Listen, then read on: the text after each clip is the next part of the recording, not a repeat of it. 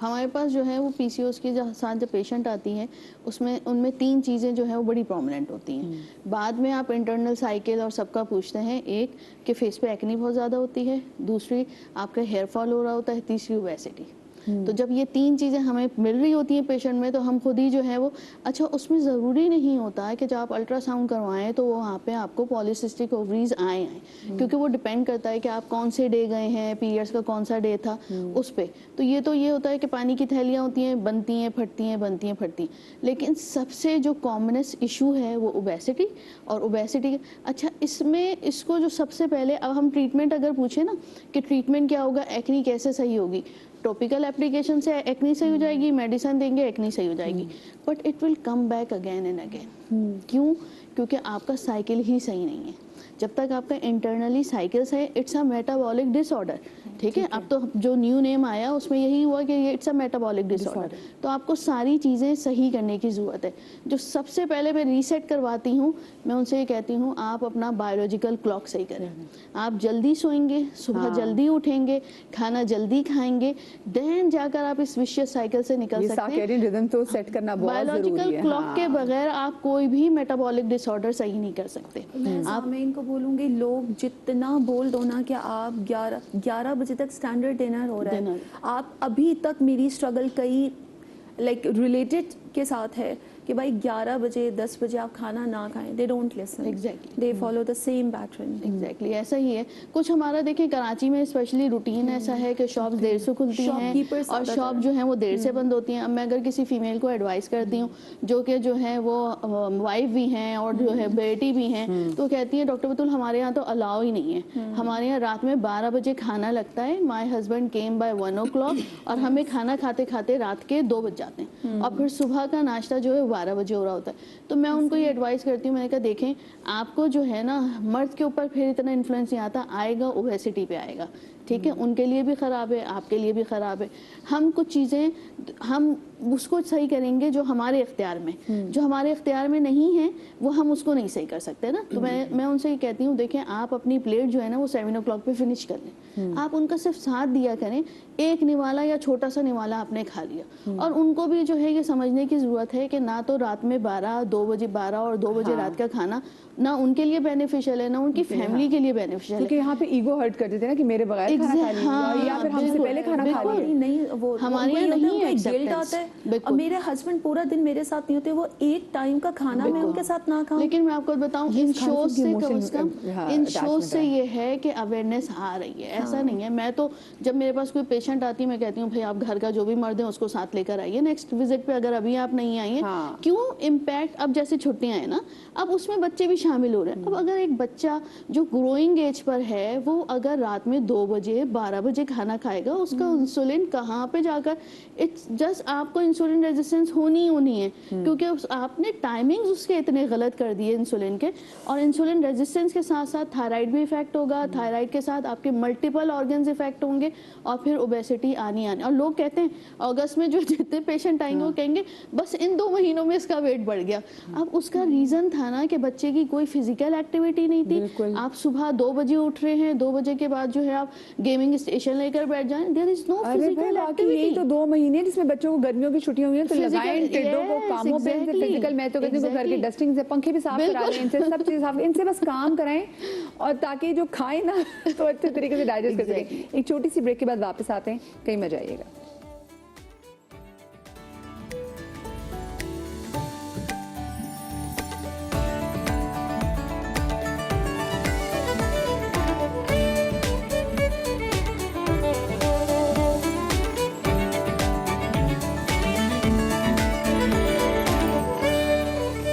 Welcome back after the break. जनाब, मोटापा जो है वो क्योंकि आजकल बॉडी पॉजिटिविटी के हवाले से बड़ी बात हो रही है, बॉडी शेविंग के हवाले से बड़ी बात हो रही है। मैं फिर से एक बात करूं कि मुझे अभी भी लगता है कि अगर हम आपकी सेहतमंद ज़िंदगी के हवाले से बात करें तो कहीं ऐसा ना हो कि कुछ 2-3 ऐसे लोग, और आजकल के जो यंग जो लोग हैं, जो जेनजी हैं और जो स्पेशल जनरेशन जो अल्फ़ा है, उनको लगता है अगर हमने किसी के मोटापे की बात करी तो हम बॉडी शेमिंग करें। ऐसा बिल्कुल भी नहीं है बच्चे, हम आपकी सेहत के लिए बात करना चाह रहे हैं क्योंकि एक बार इस मोटापे की वजह से आपको कोई बीमारी ऐसी आ गई जो ज़िंदगी भर आपका जान ना छोड़े, तो ये आपके लिए जानलेवा भी साबित हो सकती है। और डॉक्टर साहब, मैं यही पूछना चाह रही थी, मेरा नेक्स्ट सवाल भी आपसे ये कि इस मोटापे की वजह से हमें ऐसी कौन सी बीमारियां लाहक हो सकती हैं कि जो कि एक बार अगर हमारी ज़िंदगी का हिस्सा बन जाए तो वो उनको दोबारा नहीं निकाल सकते?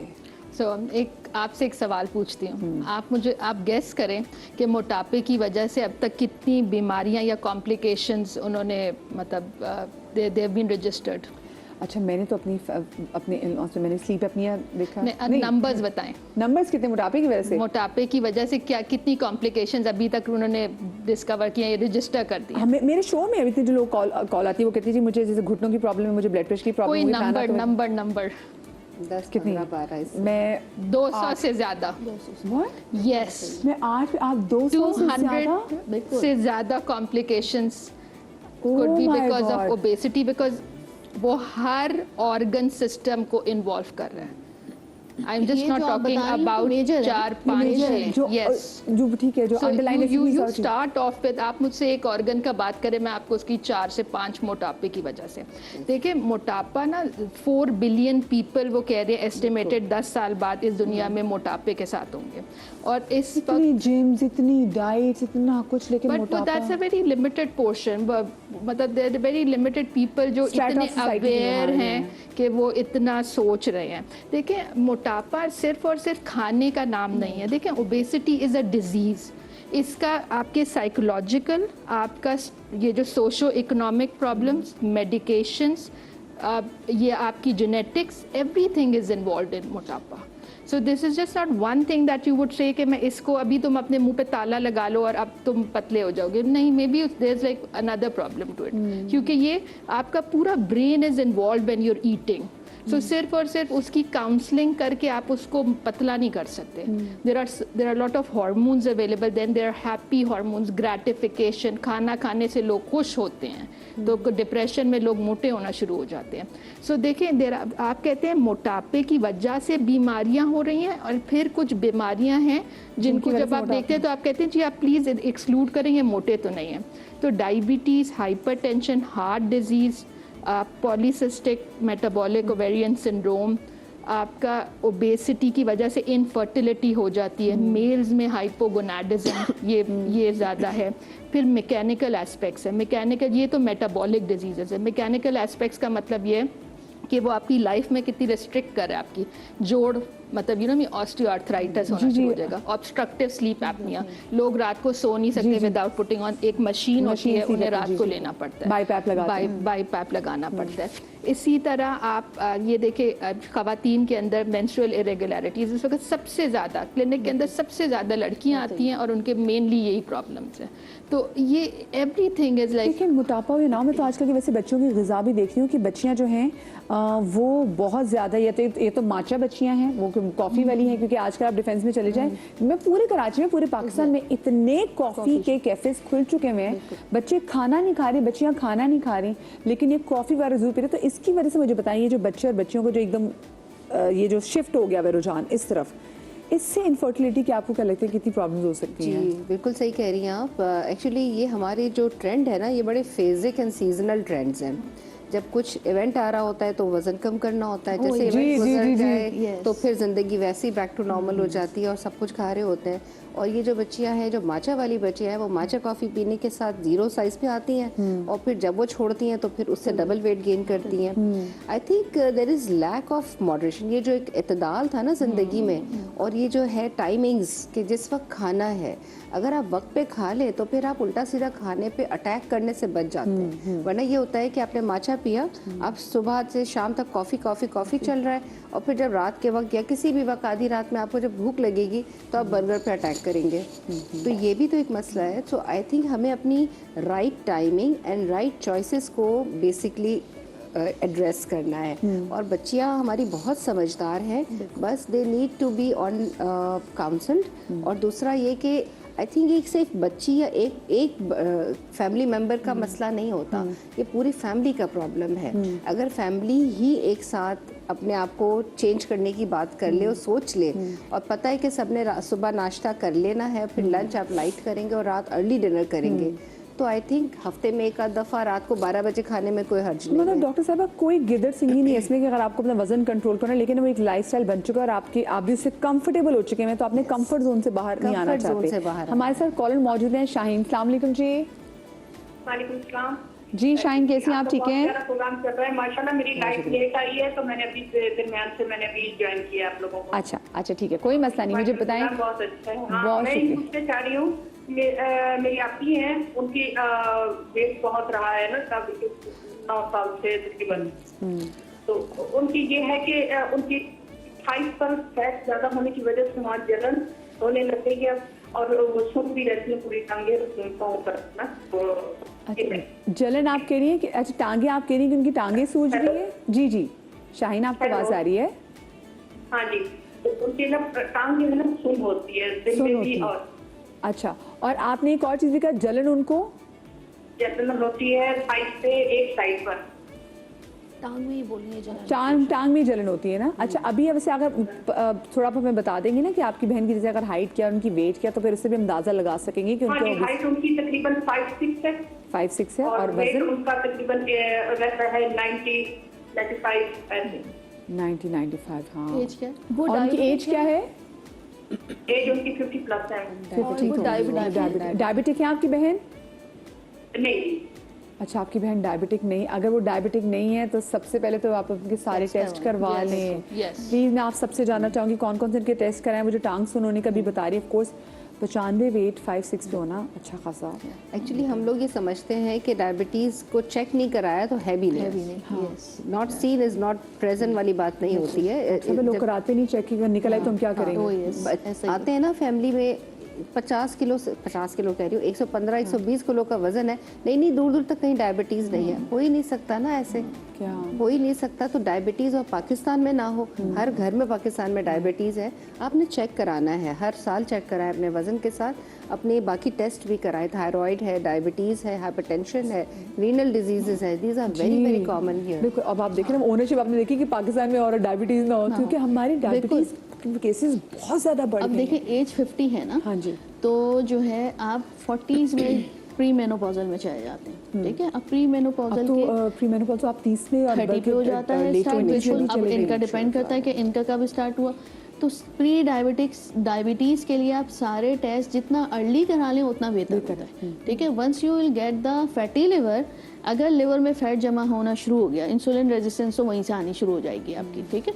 तो इसलिए सारे टेस्ट कराने ज़रूरी हैं। विटामिन डी का आप करवाइए, ब्लड प्रोफाइल कराना होगा, आपके जितने भी थायराइड प्रोफाइल पूरा होगा, इनका हार्मोनल प्रोफाइल बहुत ज़रूरी है ताकि डायग्नोसिस हो। अब इतना जो फैट है हाई कॉर्टिजोल की वजह से हुआ है, प्री मेनोपॉजल में क्या जो है हिस्ट्री थी, दैट इज़ वेरी इंपॉर्टेंट। अब जो टांग का है, B12 कितना है, आयरन कितना कम है, नेफ्रोपैथी हो रही है या B12 की वजह से डेफिशिएंसी की वजह से इतनी जलन और आपको जो है ये सारी चीज़ें फील हो रही हैं। तो full profile is a necessity right now, ताकि आपको पता चले कि आप प्री डायबिटीज में हैं या डायबिटीज आपकी जो है वो स्टार्ट हो चुकी है। अगर स्टार्ट हो चुकी है तो ट्रीटमेंट लेना बहुत ज़रूरी है।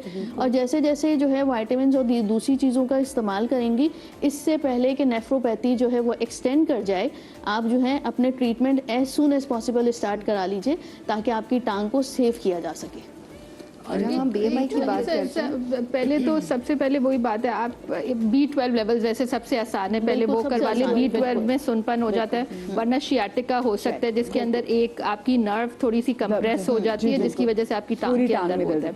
दूसरा ये कि देखें, जो अमेरिकन डायबिटीज़ एसोसिएशन जिसकी गाइडलाइंस हम फॉलो करते हैं पाकिस्तान में, वो कहती है कि 35 साल से ऊपर अगर आपकी एज है तो आप सबको स्क्रीनिंग करवानी है डायबिटीज़ की। लेकिन इससे भी ज़्यादा अगर आप उस खित्ते में रहते हैं जहाँ पे डायबिटीज ज्यादा है तो हम पाकिस्तानी हैं। तो मैं हमेशा कहती हूँ 30 में एंटर होते साथ करा यस नहीं, आप अगर आप यंग भी हैं और आप मोटे हैं, आप पाकिस्तानी हैं, आप लड़कियां जैसे फॉर इंस्टेंस हैं उनको ये पॉलीसिस्टिक PCOS वाले प्रॉब्लम्स हैं या ब्लड प्रेशर, शुगर के मसले, ब्लड प्रेशर है, तो ये आपने अपना किसी भी एज में, ये छोटे लड़कियां आ रही है ना यंग एज, साउंड करेगा पर रोम में डायबिटीज है ना कि हमारे जो अगर हम क्योंकि यही बात करें ना, हमारे जेनेटिकली हमने देखा है ये तो ऐसा, आई डोंट रिमेम्बर मेरे खानदान में कोई ऐसा बुजुर्ग हो जिसको शुगर ना हो, सबको थी शुगर।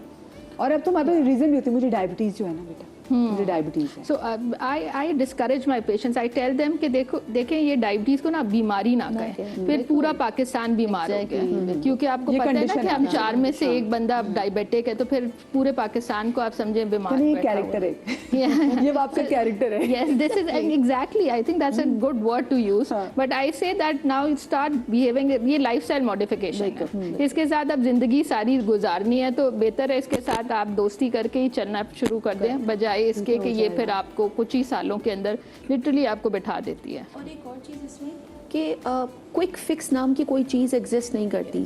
किसी भी चीज़ को लेबल करके, यानी मेरे पास अगर हाई वेट इस वेट की ख़वातीन आती हैं, जैसे कि बस 3 महीने में और 1 महीने में आप हमारा 10 किलो, लाइक दे डिफाइन मी, मुझे आप इतने टाइम पीरियड में इतना वजन कम कर दें। अच्छा, ये मैं भी आपके पास आऊँगी और आप मुझे बताएंगे, क्योंकि ये गर्मियों की छुट्टियाँ सब लोग इसमें खा भी रहे हैं, तो एक तो इसमें वजन बहुत बढ़ता है, और एक अक्सर जो खवातीन में कॉल करती है वो ये कहती है कि बच्चे के बाद हमारा वेट बहुत ज़्यादा बढ़ गया, तो उसकी क्या बड़ी रीजंस होती हैं, उस पर बात करेंगे। फिर ऑफ कोर्स फिर सब चीज़ें डायनामिक्स बॉडी की चेंज हो जाती हैं, लेकिन छोटी सी ब्रेक के बाद।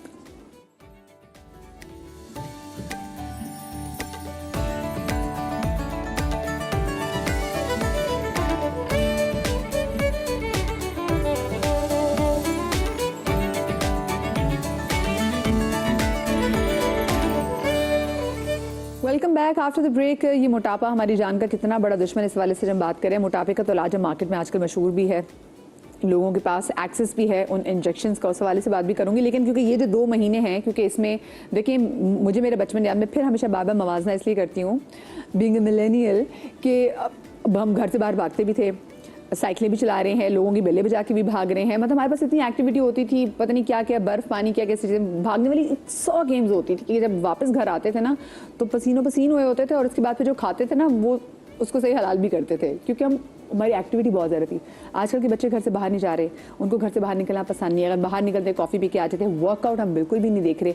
अब जो 2 महीने बच्चे घर में रहेंगे, इनमें अम्मियाँ बना के देंगी चीनी वाले पराठे, मैंने खाए में, हाँ इसलिए भी कह रही हूँ मैं, हर वो चीज़ जो माओ को लगता है कि मेरे बच्चों को कंफर्ट देगी, वो कहते हैं अच्छा मैं ज़रा बाहर घुमा तो सकती हूँ, चलो खाना खिलाती हूँ, और हमारे पास एंटरटेनमेंट भी है, खाना।